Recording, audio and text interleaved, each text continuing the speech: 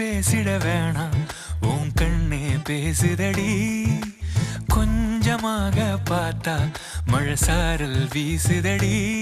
நான் இன்னா நடந்தா கண்ணு ஓ முகமே கேக்குதடி